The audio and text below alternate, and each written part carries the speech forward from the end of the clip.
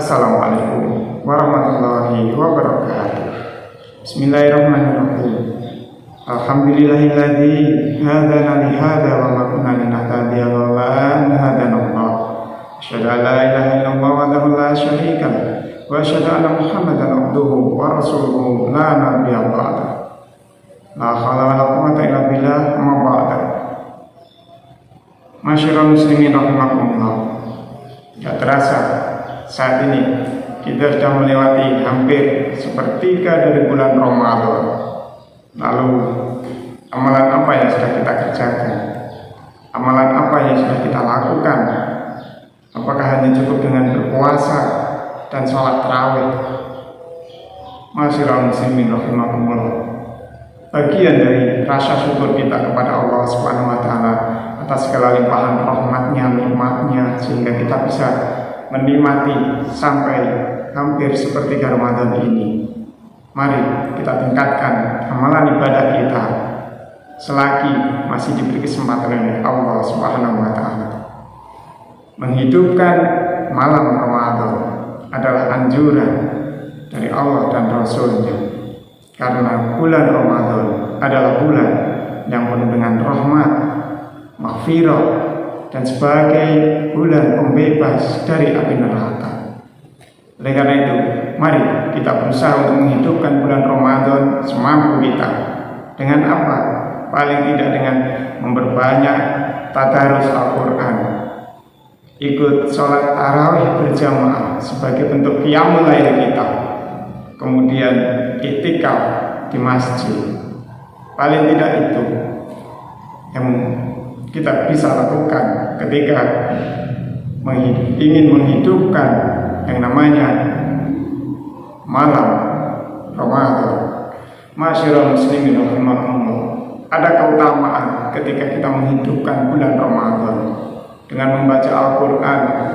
Nabi sudah berpesan, Iqra'ul Quran fa innahu ya'ti yaumal qiyamah syafi'an bi ashabi. Bacalah olehmu Al-Quran karena dia akan datang pada hari kiamat untuk memberikan syafaatnya kepada saudaranya. Masyiral muslimin rahimakumullah. Selain itu, kita juga harus memperbanyak amalan-amalan ibadah yang lain. Di antaranya kita ikut sholat tarawih sebagai bentuk qiyamul lail. Nabi SAW juga mengingatkan melalui hadisnya, man qama Ramadan imanan wa ihtisaban ghufira lahu ma taqaddama min dambi. Barang siapa yang berdiri atau melaksanakan sholat di bulan Ramadan dengan penuh keimanan dan mengharap pahala dari Allah Subhanahu wa taala, maka akan diampuni dosa-dosanya yang telah lalu. Hadis riwayat Bukhari dan Muslim. Masyiral muslimin rahimakumullah.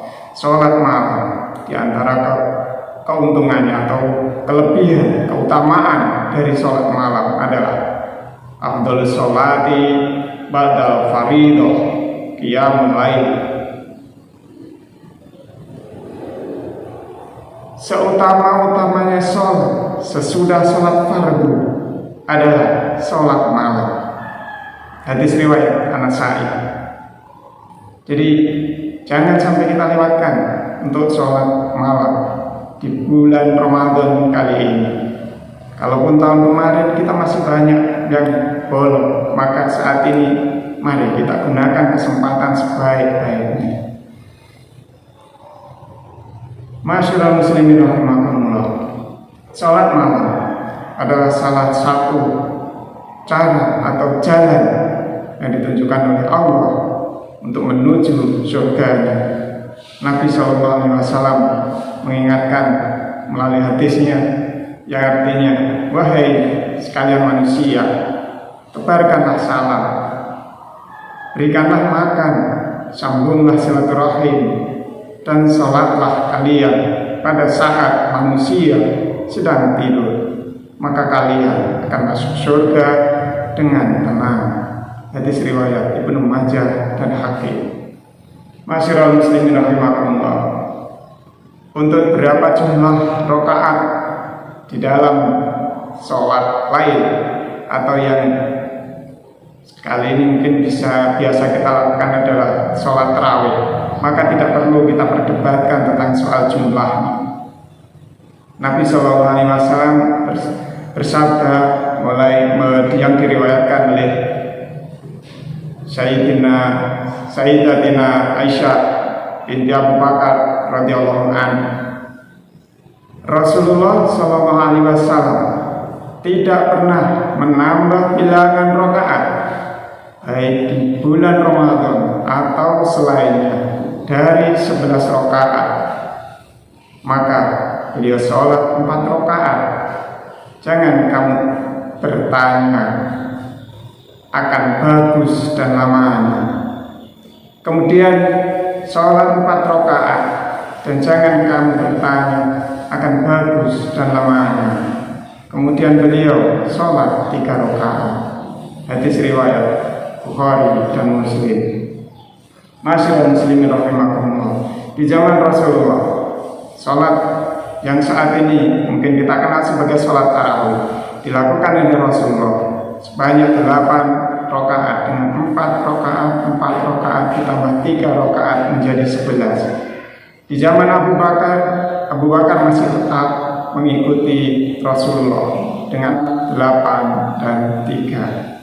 Kemudian pada saat Umar bin Khattab menjadi khalifah, maka Umar bin Khattab merasa bahwa dirinya masih jauh dari Rasulullah yang sudah maksum. Kalau Rasulullah saja yang sudah maksum sholatnya 8 rakaat, maka Khalifah Umar mempunyai inisiatif untuk menambah rakaatnya menjadi 20 rakaat.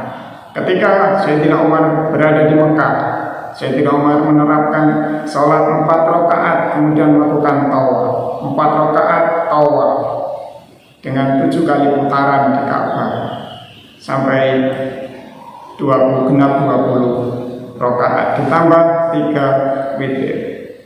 Kemudian ketika Umar bin Abdul Aziz dari Bani Umayyah